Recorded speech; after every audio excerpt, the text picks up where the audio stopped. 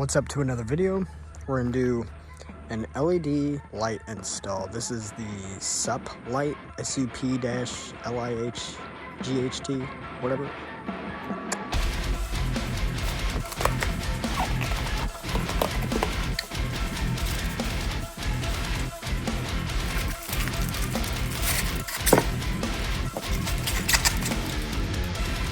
Feels pretty heavy. Has a pretty good quality weight to it for 30 bucks. You know, 35 bucks. Looks pretty clear. The connections, the connectors feel pretty quality. This feels pretty thin right here, but it doesn't feel cheap, to be honest. Here's my current headlight setup.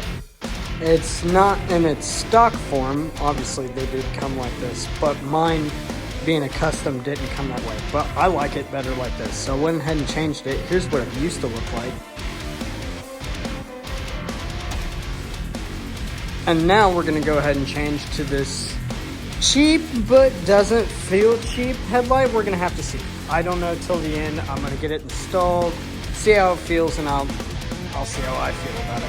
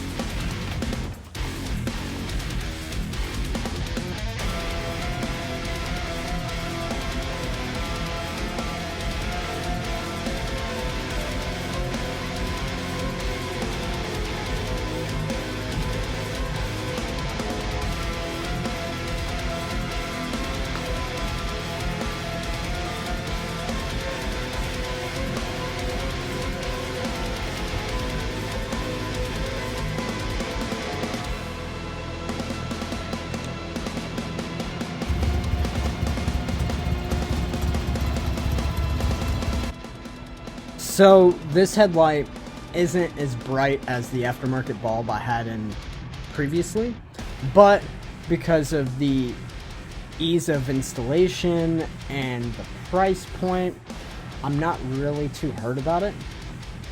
Also, this headlight is pretty comparable, if not a hair brighter than the stock bulb, stock headlight setup. So definitely not complaining. As you can see in the footage here, it's plenty, and like I said, for the simplicity of what it is, a $35 price point, that's pretty good. There's nothing really there to complain about. Okay, so we're at the end here. I'm just going to let you guys know that this is going to be a series. I'm going to try to do my best and release all these videos for the Sportster in a series build, and kind of keep you updated on what's going to go on with the bike.